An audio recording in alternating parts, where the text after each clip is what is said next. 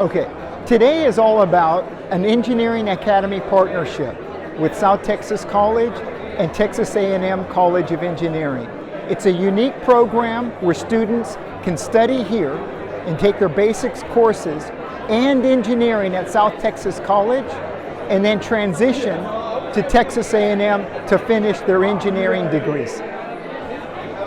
So we heard Chancellor John Sharp speaking before you, and he said that don't think this is an inferior product because those students that graduate from the academies are actually doing better with their scores than your traditional students. Yes. Correct? That's true.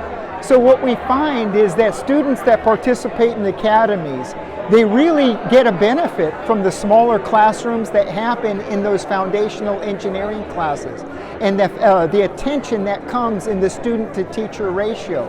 When they transition to a main campus, they already are so well equipped in the foundations and the fundamentals, and they slip right in with really solid study habits, and I think that that's what helps them be so successful on the main campus as they complete their degree.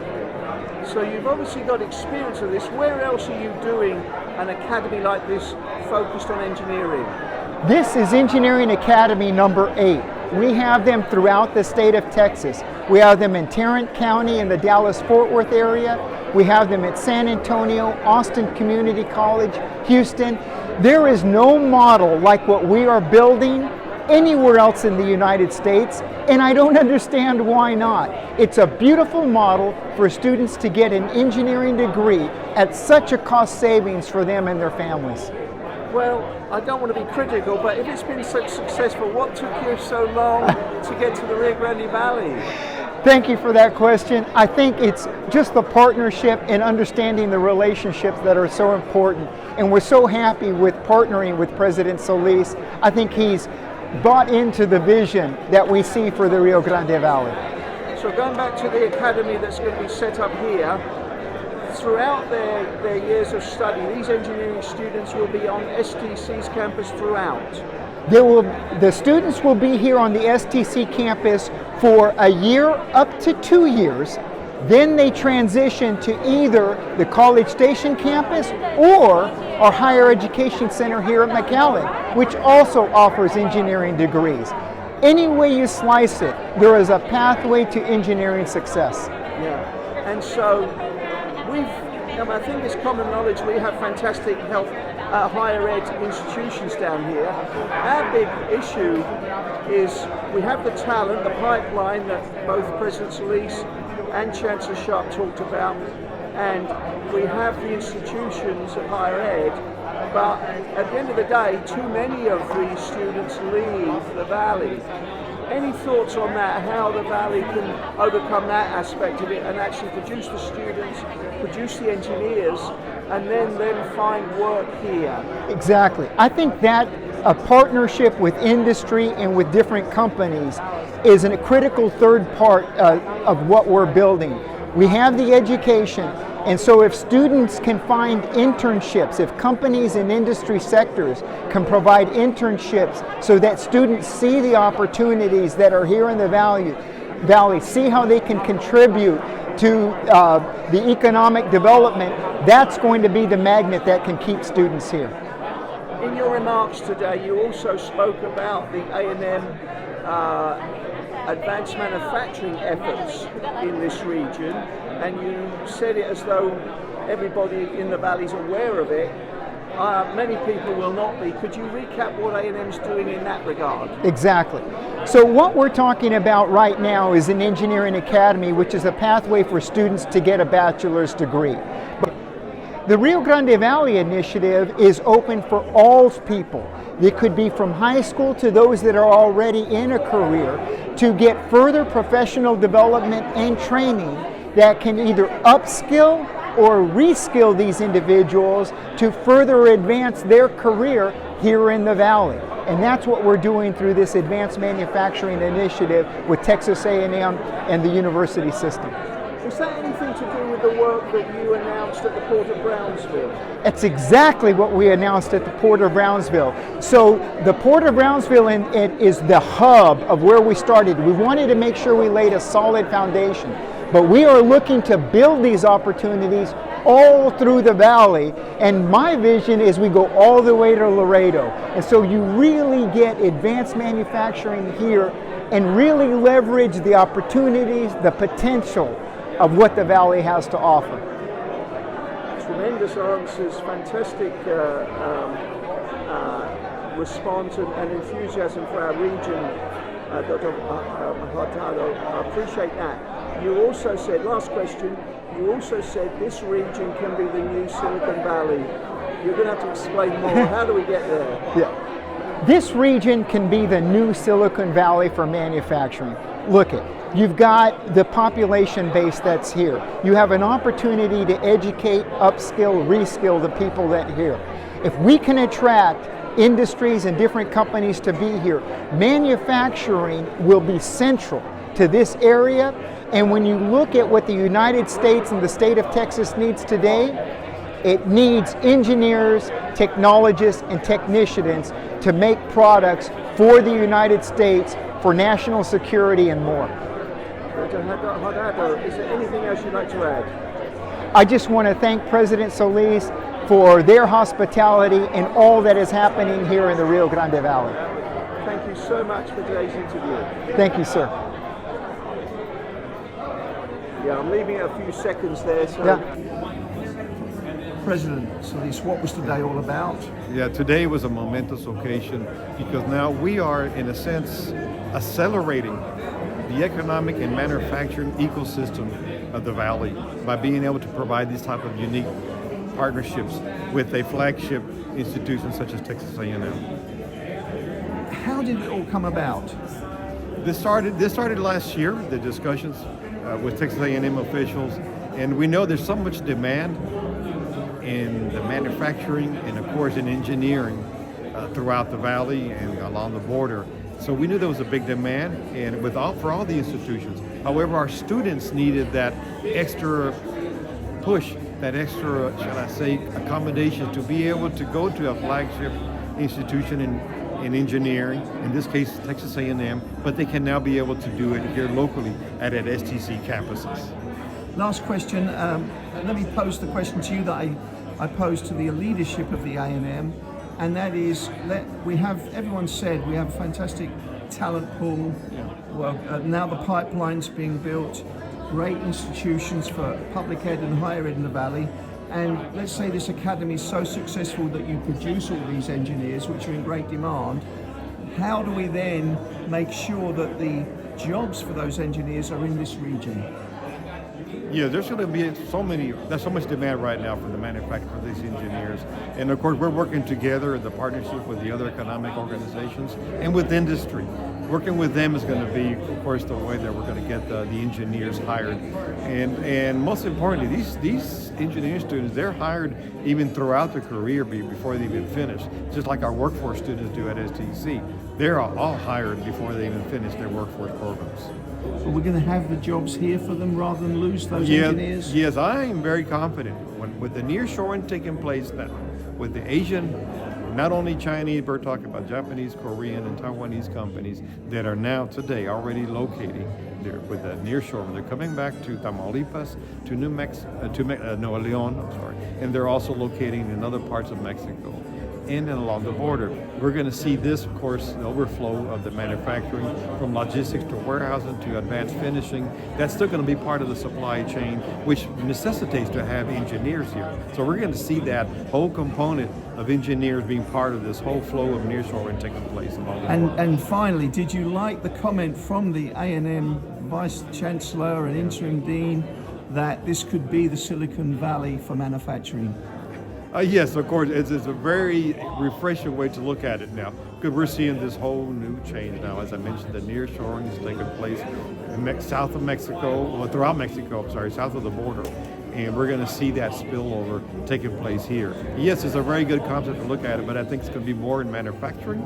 And of course, we have the components, we have the logistics, we have the manpower, and now, of course, we have the most important component, which is the higher education part of it, to train individuals from all ages and all programs. President Solis, thank you so much for today's interview. Yes. All right. Mike Hernandez, I'm a regent for the Texas A&M University system. Mike, what has today been all about? It's been about setting up pathways, education pathways for students starting in 7th grade, 9th grade to graduate, well, pathways in engineering. So to graduate with a certificate when you get your diploma, and then you're able to get a job with a diploma and a certificate, but you can also use that certificate to use towards credit. Here, for example, at STC College, to become a engineering technician. And then you can go out and get a job, because engineering technicians are in very high demand, and for every engineer, we need 5 to 10 engineering technicians. And so those are the people that, for example, would work on the robots and make sure the robots that are making things continue going. Because if they go down, obviously that's very expensive. And so they're in big demand. The engineers are in big demand.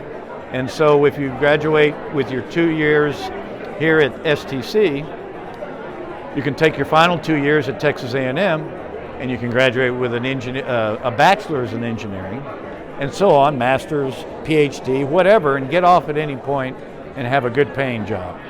And basically at the end of the day, if we do this with all the ISDs in the Valley, which we're doing, through the community college, the 3 community colleges in the Valley, to get after that, with Texas A&M, they have a complete pathway to create a advanced manufacturing zone from McAllen all the way to the Port of Brownsville. And we envision it literally to be the next Silicon Valley, except it's going to be the Rio Grande Valley, it's going to be the Silicon Valley of advanced manufacturing. Mike, it's so ambitious. You are a regent on the board for Texas A&M University. What was your involvement in setting up this academy here in South Texas? I actually had started on it before I became a regent. It was actually part of the reason that Governor Abbott appointed me, specifically to finish this vision and make it come to fruition. He basically said, you're doing this stuff on your own. I'm going to appoint you regent for South Texas in the Valley, and I want you to use this Texas A&M University system toolbox to accomplish your goals, and that's what we're doing. We're utilizing not only the university, but we're utilizing TEACS, one of our state agencies. TEACS is Texas A&M Engineering Extension Service. That's specifically geared towards workforce training. And then we have another division called TEAS, T-E-E-S, and that's strictly engineering, I forget what the acronym stands for, but it's strictly on engineering, research, and development. And so those 3 entities together, separate but working together, are what are how we're doing all this. Again, working together with the presidents of the community colleges and the superintendents of the ISDs. How does this connect with that announcement that you made a year or so back at the Port of Brownsville, where A&M is doing the advanced manufacturing work with A&M? It's all part of the same thing. That's the bookend in the lower valley. This is the bookend in the upper valley. So in his remarks, Chancellor Sharp said that you bug him, you call him every Monday morning. Tell us about that. Is that accurate? You know John's a funny guy, but we probably talk once a week. That's probably, it's not every Monday morning at a certain time, but John and I talk probably weekly, and 90% of the time we're talking about this effort. Last question, I think. So, as was pointed out time and again in the speeches at this press conference today, South Texas, Rio Grande Valley's got the talent pool, we've got the workforce. It's also common knowledge, accepted practice now, that we have the higher education and the public education institutions that are doing so much better than ever before, and they really are top notch. Mm-hmm. So if we go down this road and this academy so successful and we create world-class engineers here, what's that final step of getting the companies to invest down here? How do we get them to pay attention to us and not have the continual brain drain of we produce the engineers and then we lose them to other parts of North America? It's a great question. You know, the economic development piece is a crucial part of this overall effort. And so, you know, I did a lot of asking of questions and things when I got here initially to find out why companies weren't coming down here. You know, you have the Port of Brownsville. It's the last deep water port in the state, and it's wide open. There's one major company out there. And so, you know, we should have, instead of 3,000 people employed out there, we should have 30,000 people employed out there. And the biggest reason that companies don't come down, even with those resources, is that we don't have a trained workforce. We have the numbers and we have the youth, but we have to give them the skill. They have the work ethic, they just need to know how. And that's exactly what we're doing. And once we have that trained workforce, I'm hoping, because if they broke ground today, a major manufacturing plant, it would take them 2 years to get going. Well, by that time, we're already producing engineers ready to go, day one.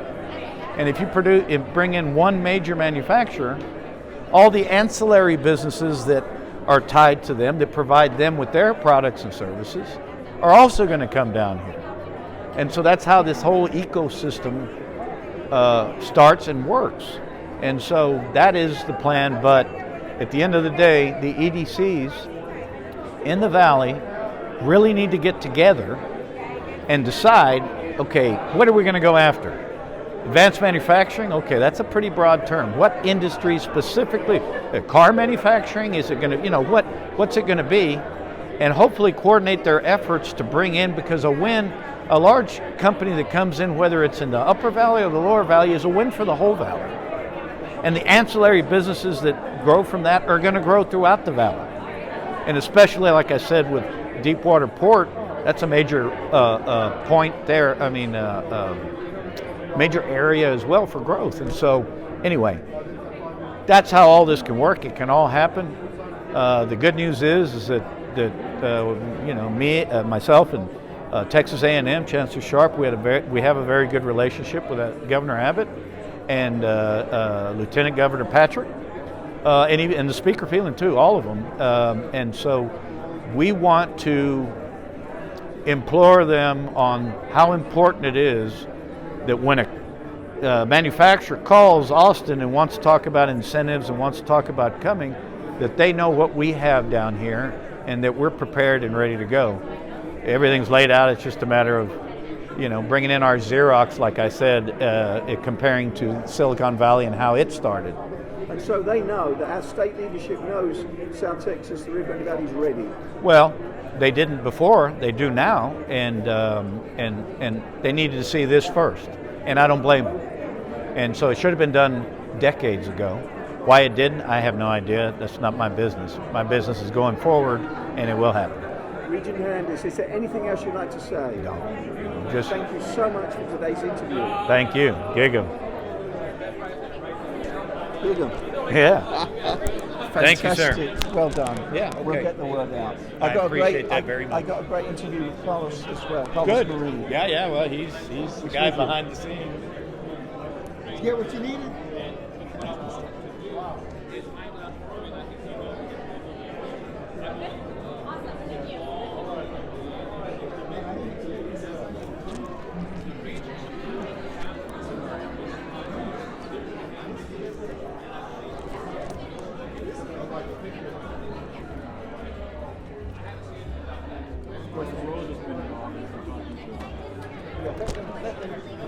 Yeah, we already did his interview. He's waiting for John Sharp. If you want to go catch him. Perfect. Yeah. How are you? Fantastic. Great remarks from the dean, interim dean. Yes. The new Silicon Valley of manufacturing. Oh, yes. I loved it. Okay. I loved it. The interim dean of which one? The guy that spoke at the end. I missed him. He's The new he guy? Spoke. Yeah, the new guy. He spoke. He said of course, this builds upon the advanced manufacturing we're doing down here that you all know about. Yeah, And I thought, right. I don't know about it, so I went and interviewed him about it, and he was the one that said, this is the new Silicon Valley. I like that. Yeah, right. Yeah. That's cool. You like my comment about the no more Chinese balloons around here? Yeah, They're yeah, not- yeah. they're- you won't see that happen because it's not a secret anymore. That's it. Okay. Okay. All right. Yeah. So